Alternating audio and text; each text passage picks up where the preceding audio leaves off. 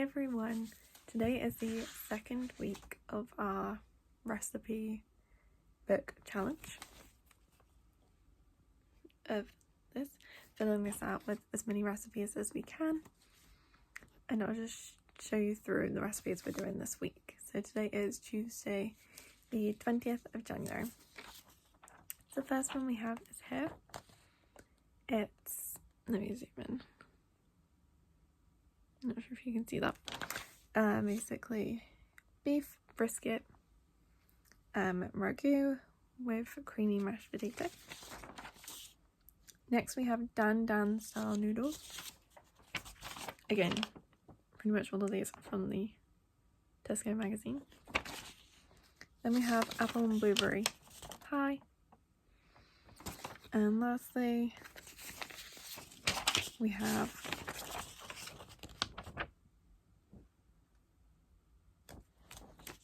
pineapple reggae drumsticks with pineapple chutney, and I'll also maybe get to the ginger shots that we missed last week. So we've got a few recipes in this recipe book now, and hopefully we'll add some more, so I'll take you along with me as I make up these recipes, and let's hope that we continue this fun challenge. Okay, I'll see you soon. Hi everyone, so tonight we're trying our first recipe from the ones we've chose, which we're going to do the pineapple drumsticks. I'm a bit out of breath. I haven't got to any of them so far this week. We're now on Friday because I was actually in the hospital for a little while on one of the days and I'm a bit tired. But we're getting to one today and I'm excited to get to the reggae drumsticks with pineapple chutney. So come along. So as I said, I was a bit unwell on Wednesday and I had been for most of the week. But on the Friday we finally got to one of the recipes. So we're trying out these reggae drumsticks with pineapple chutney. So the first thing I'm doing is marinating the chicken. So I'm cutting up an onion. It did want garlic powder and onion powder, but instead I just used fresh onion and fresh garlic. So I'm doing a few cloves of garlic and an onion, cutting them up, and then I'm adding some seasoning. So if you have Jack chicken seasoning, you can just use 2 tablespoons of that according to the recipe. But I didn't, so I had a quick look up of what they put in Jack chicken seasoning, and I used kind of similar spices to that blend. And it also calls for smoked paprika and some salt. So the kind of spices it was suggesting was paprika, some of the kind of warmer spices, cumin I think I added a little bit of. I feel like maybe I added a bit of cinnamon. I'll show you as I go along. But that turned out just fine instead of using Jack chicken seasoning, but if you can find that, then you could use that. I just couldn't find any in the shop, so I just made some up. That looks like paprika to me. And then obviously salt and pepper as well. And you also want 125 ml of a smoky barbecue sauce. I used Heinz, but I think Baby Ray's would be a really good one as well that you could use. And you want to marinate the chicken according to the recipe for about half an hour. I think I did mine for longer. I think I did mine about 2 hours before I cooked it up. And then you want to cook it, and then the recipe says to barbecue it. At the moment, outside it's January and it's not the weather for barbecuing. So I don't barbecue it, I just kind of brown it off in the oven. You could brown it under the grill too, or you could use a griddle pan. So that would be another couple options that you could do. And these drumsticks come out, you'll see they kind of come out really good. They're quite tasty. My boyfriend is not a fan of barbecue sauce, but he enjoyed them, so the barbecue sauce isn't an overly powerful flavour in this by any means. And they come out pretty good. But I don't choose to write this recipe down. just because I make drumsticks quite a lot with different seasoning and different marinades all the time, and I just feel like they're the kind of thing I like to just do from the heart, maybe, rather than following a specific recipe.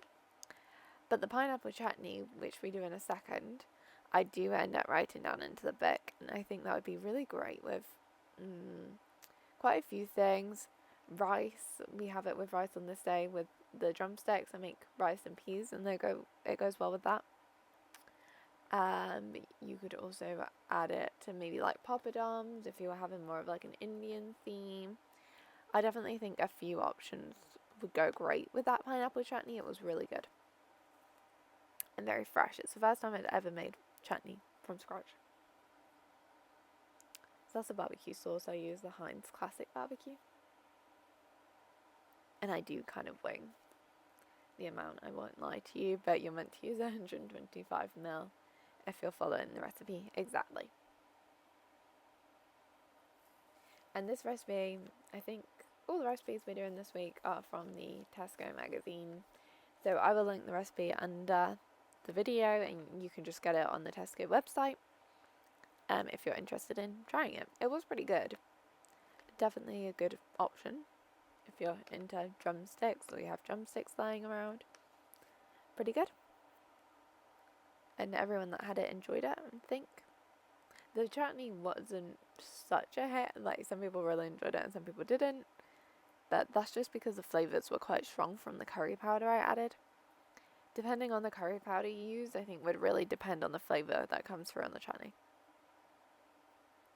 So I'm just mixing the marinade ingredients together. Obviously, because I use fresh onion, that cooks on the chicken. So you do get some browner spots anyway in the oven. But if you were using powder, you wouldn't have that. Now I'm just going to add my drumsticks to it. The recipe calls for 12 drumsticks. I think there's 12 in this pack, but I'm not sure.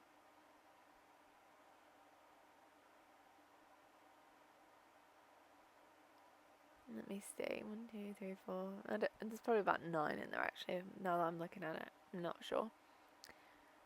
But they all mix fine within this pot.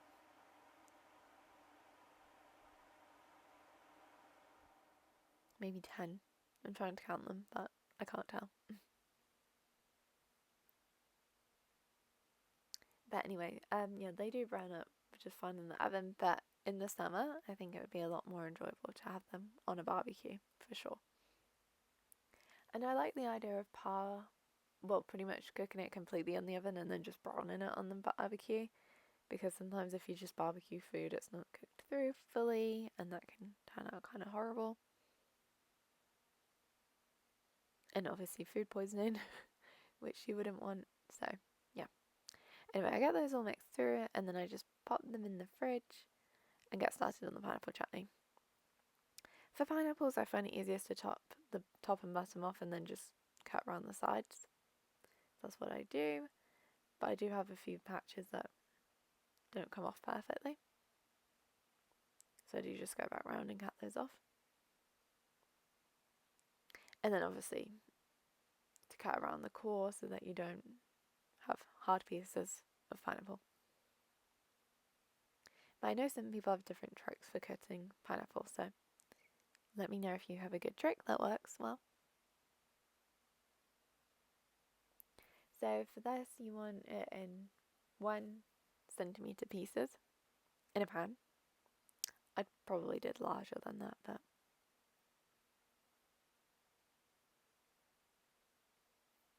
and then to that, you're just going to add, let me see.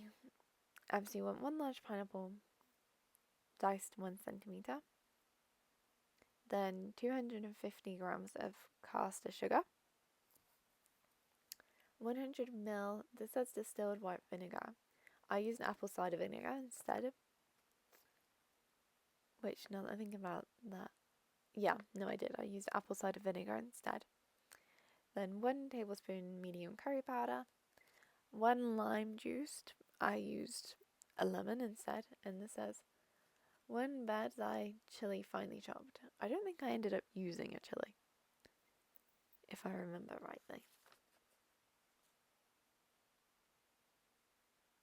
So I'm just adding in that sugar, 250 grams caster sugar. I think this is granulated sugar, but it's fine.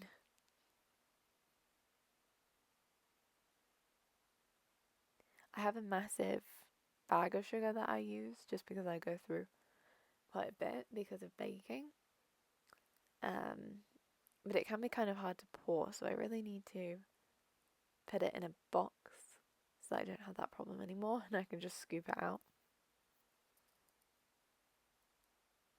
Then we just need to add our other bits, so our vinegar.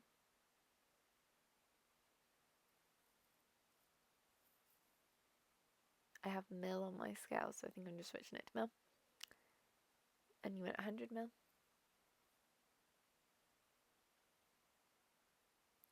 And once we get all these ingredients together, we're just going to bring it to boil for 2 minutes, and then leave it to cool and blend it.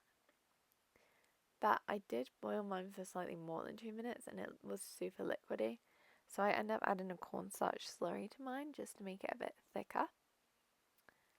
But that would be up to personal preference. My curry powder, about a tablespoon. I probably use slightly more than a tablespoon, to be fair.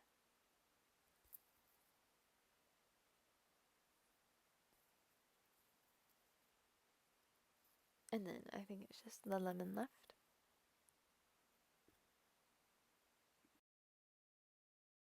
So just juice that into the pan and then we can get it to boil.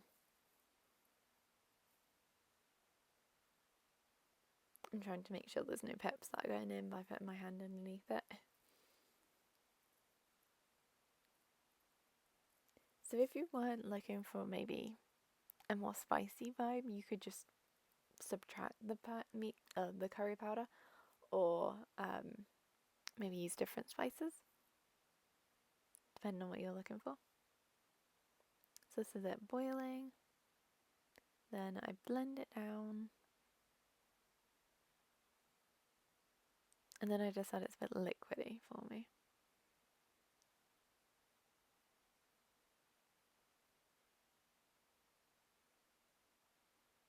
So I end up adding a cornstarch slurry, and this is the kind of texture it turns into, which is better, especially once it's cooled. And then I just boil some rice and peas to go with everything.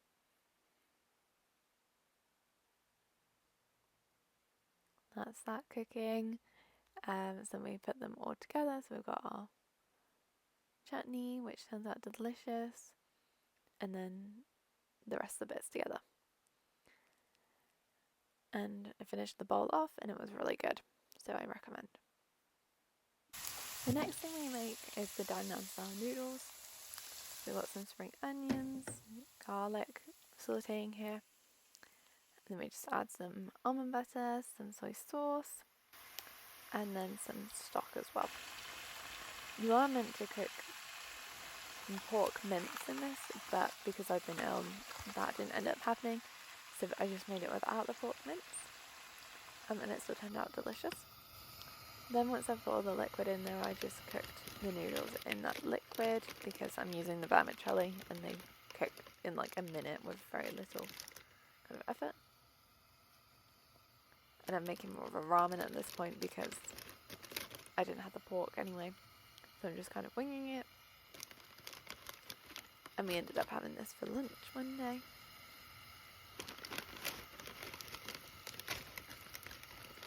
So I do 4 kind of sections of noodles, let cook for a minute, and then it kind of absorbs most of the water, so that's it, kind of slowly absorbing it. And then here it is about done. Overall I enjoyed it, but I make a lot of different noodle stir fries, so I also decided not to write this recipe down, but we do write the next ones down. So next is the beef brisket ragu. This is the first time I'd ever cooked beef brisket, so it was a new experience for me, but I'd seen the recipe and it looked really good. So we start off with cutting the veg and searing the meat. I left the string on, which I'm not sure if you're meant to do, but that's what I did. And then I sauteed the veg. Then we add some wine and some tomato puree. Again, I'll link the recipe below if you're interested. I don't measure it exactly out, but that's about 250 ml of wine. And then I do about 2 tablespoons of tomato puree. This was actually quite easy to cook. I wasn't sure it would be, and it was. Then you kind of let that cook down for a minute. Add your canned plum tomatoes, tin of plum tomatoes. And then we also add some, I accidentally dropped a million things, but we add our stock as well. I use chicken stock instead of beef stock because I react sometimes to beef stock. And here it is boiling away, and you boil it away for 3.5 hours on low heat, turning it occasionally. So here it is after, I think, about an hour, and then I kind of turn it over.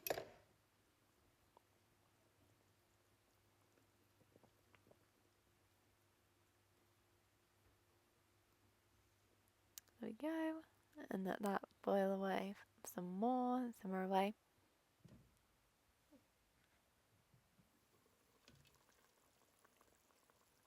And here it is towards the end. So you take the meat out, shred that meat, and then add it back in. But first I'm making some mashed potato. So I'm just doing some basic mash, just peeling them. Really little so they cook faster. And then I shred my meat. Obviously take off the elastic or the string or whatever. Shred that up, it's really super tender. Hopefully you can see how soft it is and just falls apart. And then add that back into the sauce.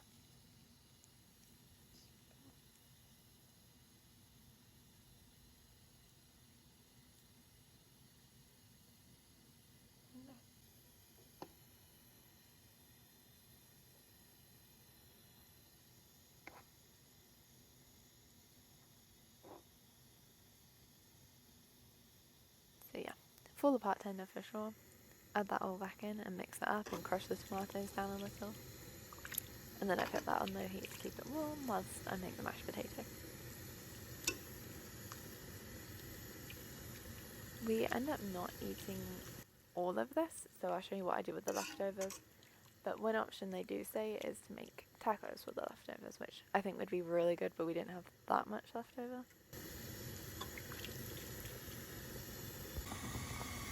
There's my potatoes boiling so I can drain them. And I also made some boiled veg to go with. So this is my final plate. And there's my boyfriend's amount. And then for leftovers, I turn it into some pasta. That you saw that. And I do write that recipe down. And then lastly, we're making the apple and blueberry pie. So 125 grams. instead of doing the pie crust that they tell you to do, I end up making my normal pie crust. And then I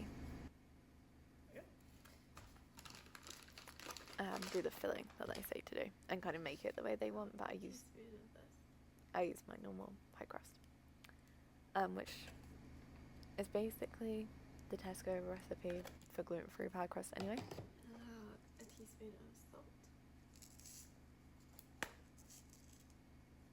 But I think I do follow that recipe exactly on this day, just so it's more similar. So I can link that below as well.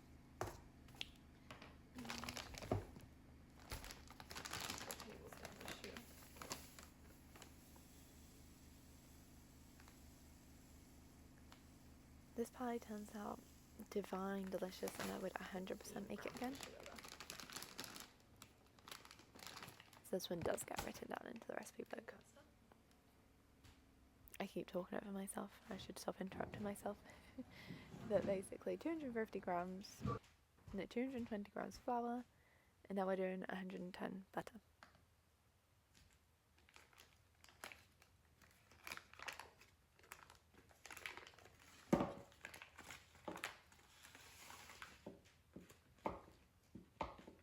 You cut it into cubes, and then you just kind of mix it in with your fingers.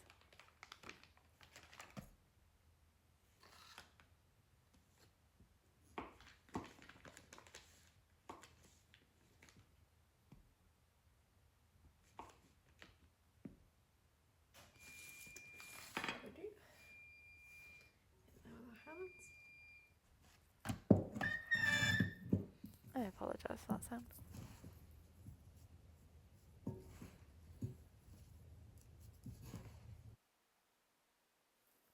So you just want to mix it through until it looks or resembles breadcrumbs, as they always say, like as if you're making apple crumble. And then you just add 1 egg and about a tablespoon worth of hot water. A tablespoon of water. There we go. And mix it through with a fork.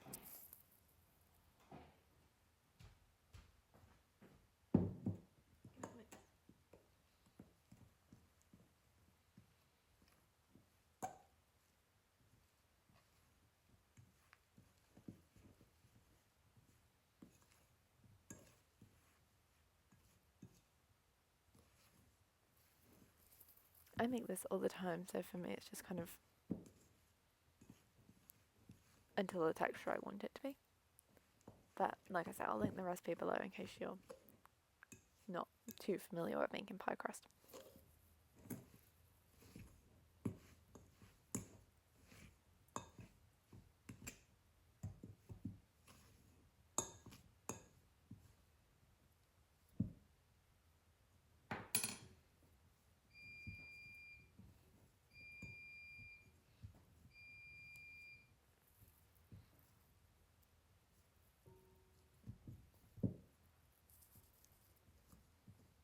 So once it all comes together, you want to just form it into like a disc and then place it in the fridge for about half an hour before you use it. Then undo cling film it and pop it in the fridge for at least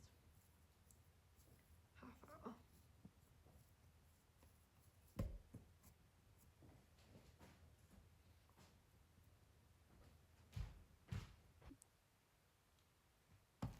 Then you want 1 kilo. Yeah, then you want 1 kilogram of apples, peeled and then cored and sliced thinly.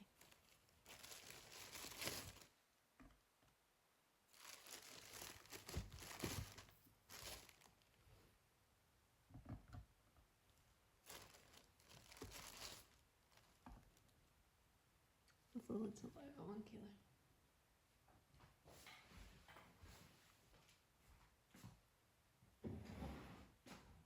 And with those you can get them straight into the saucepan.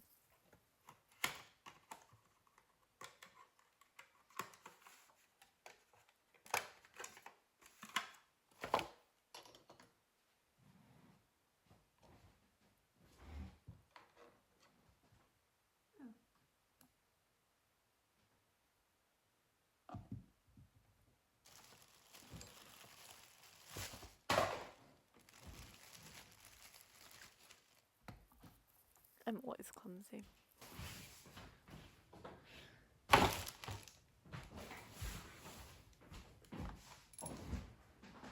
Anyway, you get those peeled, cored and sliced thinly and into the saucepan.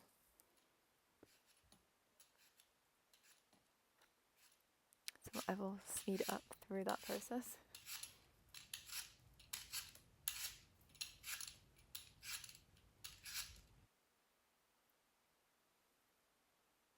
And once you've got them sorted, you add 75 grams sugar, 1 tablespoon flour, a quarter teaspoon cinnamon and 2 tablespoons water, and then cook over heat for 10 minutes, stirring often.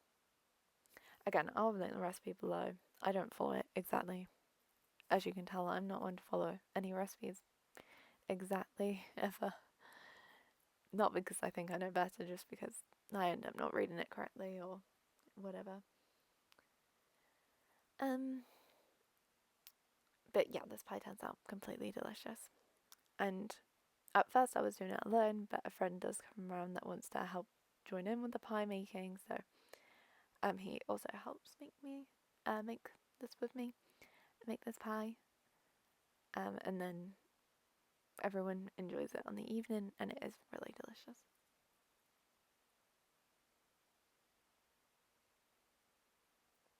So we get that saucepan going on the heat and clean up the apple.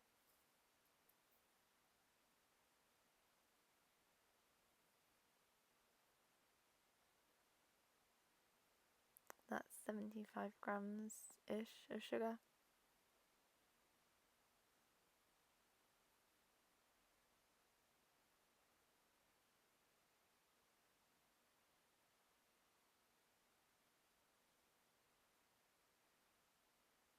And then, like I said, about a teaspoon, half a teaspoon of cinnamon. I probably did a bit extra because,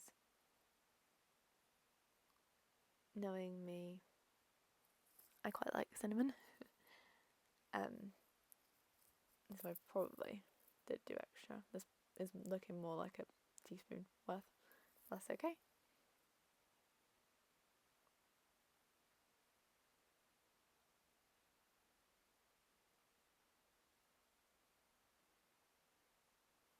And then to that, I think it's just a tablespoon worth of flour, and then cooking over medium heat.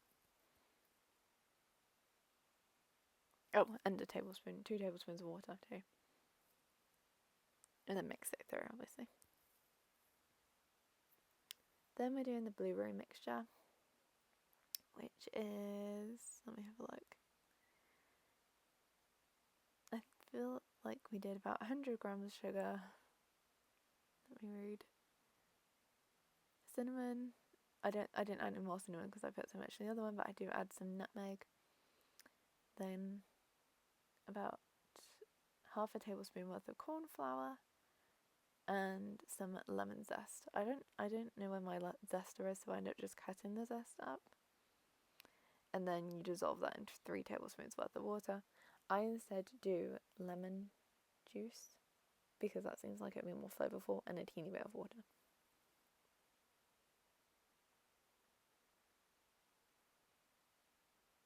Here you can see I'm cutting up the lemon zest. I think orange zest would be really good as well. You could do orange zest and orange juice instead. That would be tasty. And then you mix that through and then add in your blueberries. There I decided it's too dry with just the juice, so I add in some water.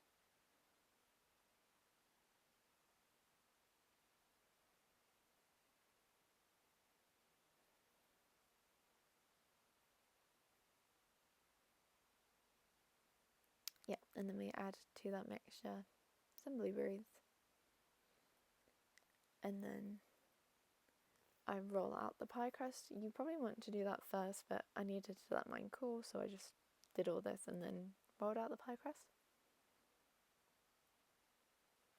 So to roll out my pie crust, I put it between 2 sheets of parchment paper, which are floured, just because gluten-free pie crusts can be pretty fiddly and it still wasn't completely cool, so it made it a bit easier to transfer.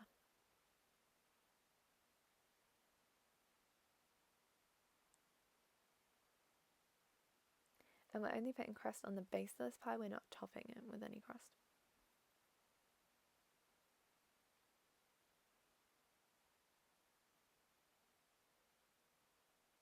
And I'm doing it in a tart tin, so I couldn't fit all the filling in just because it's slightly smaller.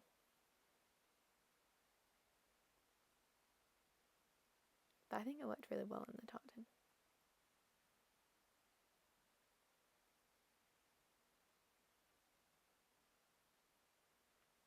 So I'm just going to transfer it and then pull off the sheet. I probably should have used a bit more flour, but you live and you learn. So we do end up with one kind of hole in it, but other than that, it turns out pretty well. So just press that in, fix the hole up, and then we can bake that, blind bake it. So blind baking is when you put it in without any of the filling into the oven, and we use baking beads to keep it up, and then we add the filling afterwards, and that just makes it a less soggy crust, depending on how you like your crust. I actually quite like a soggy crust, but this kind of makes it a less soggy crust. And it did turn out delicious, so I can't critique it. We ended up with quite a bit of spare. I could probably make a whole nother tart worth of tart with the leftover crust I have. So this is it after it's been blind baked. And then we layer in the apples.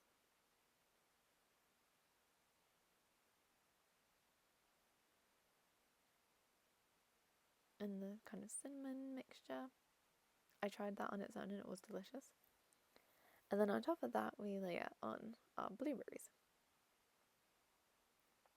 I avoided adding most of the moisture, just so it wasn't super liquidy.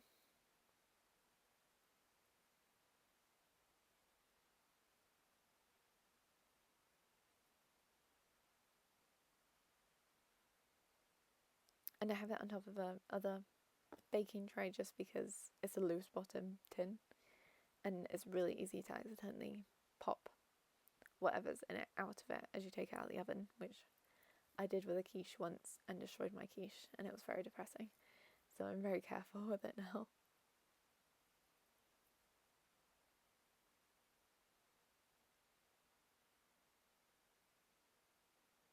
So once you've got your blueberries added, you can put it in the oven for 50 minutes at 180 degrees C, or if you have a fan oven, 160 degrees C. And I cover mine with foil because I don't want it to burn. But you could uncover it and then add cover if you think it's getting too brown. So if you have leftover apples, like I said.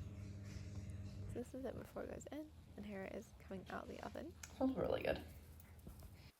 And to mine, I just add some cream, some double cream, and it was delicious. Here it is, all set up.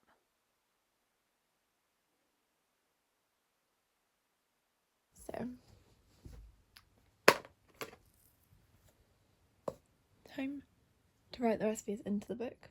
I have an injured finger with a kid's plaster on, but we'll ignore that. So we have the apple and blueberry pie. I think I'll definitely write that one down. That was a good recipe and I really enjoyed it. I did a different pie crust, so I'll probably just say do my usual pie crust and then just write down the filling. Then we have the beef brisket ragu with creamy mash. I didn't do their mash, I did different mash, but I did do the beef brisket. I will write that down, that was good too and I enjoyed it. And then we added it to the pasta the next day. I think that would be really good. I just don't think I had enough to make tacos with. Let's add the reggae drumsticks with pineapple chutney. The drumsticks were okay, but the pineapple chutney was really good, so I'm just going to write down the chutney recipe. And then as for the dan dan noodles, they were good, but I just don't think I really want to write them down. Obviously I didn't have the meat on the day that I was doing it either, so it didn't work out perfectly. But yeah, I think I'm just not going to write those down. So excuse my pajama trousers, but let's get to writing. So I hope you enjoyed this video, and if you did, please consider subscribing, and I'll see you next time. Bye!